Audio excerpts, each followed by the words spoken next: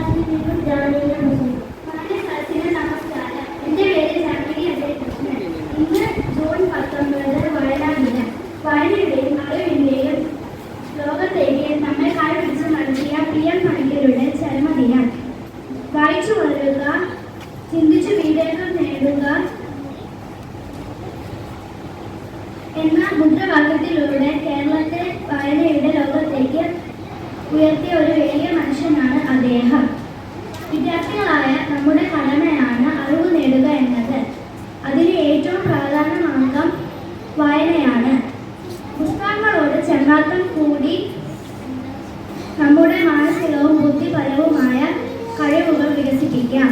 ലോകത്തിന്റെ വെളിച്ചമാണ് പുസ്തകം. ആ വെളിച്ചത്തെ കണ്ടുവേണം നമ്മൾ വളരാൻ. എന്നാൽ ഇന്ന് വായന കുറഞ്ഞു വരികയാണ്.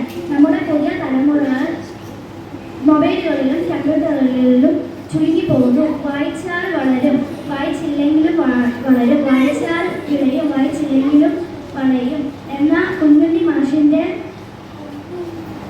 വാക്ക് ഞാൻ സമർപ്പിച്ചുകൊണ്ട് നിർത്തുന്നു. നന്ദി, നമസ്കാരം. അടുത്തതായി 4ാം ക്ലാസ്സിൽ നിന്നും RBA പ്രസംഗത്തിന് ക്ഷണിക്കുന്നു. ഇന്ന് ജൂൺ 19 വായനാ ദിനം. പുസ്തകങ്ങൾ നമ്മുടെ നല്ല സുഹൃത്തുക്കളാണ്. വായന നമ്മുടെ അറിവും ചിന്താശേഷിയും വർദ്ധിപ്പിക്കുന്നു. ദിവസത്തിൽ കുറച്ചു സമയമെങ്കിലും വായനയ്ക്കായി മാറ്റിവെക്കുക. Thank you. അടുത്തതായി സമൂഹഗാനത്തിന് ജാനകിയെ ക്ഷണിക്കുന്നു.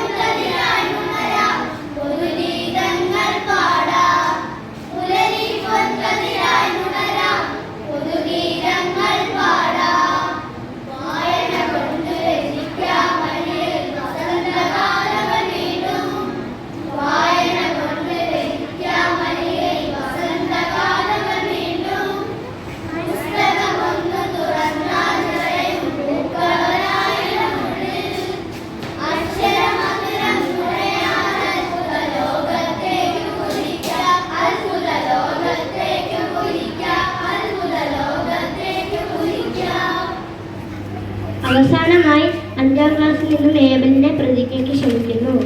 ഞാൻ പ്രതിജ്ഞ ചെയ്യുന്നു. വായന ദിവസവും കുറച്ചു നേരം വായിക്കും. പുതിയ പുസ്തകങ്ങൾ തേടിപ്പിടിക്കും. വായിച്ച കാര്യങ്ങൾ മറ്റുള്ളവരുമായി പങ്കുവെക്കും.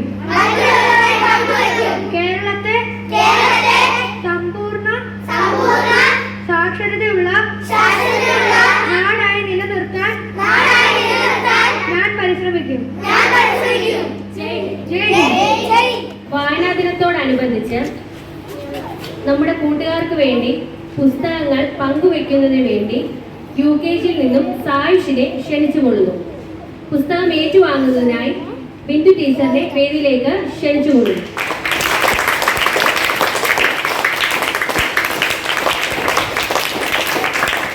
അടുത്തായി ദേവനാരായണനെ പുസ്തകം നൽകുന്നതിനായിട്ട് ബിന്ദു ടീച്ചറിനെ വേദിയിലേക്ക് ക്ഷണിച്ചുകൊള്ളുന്നു. പുസ്തകം ഏറ്റുവാങ്ങുന്നതിന്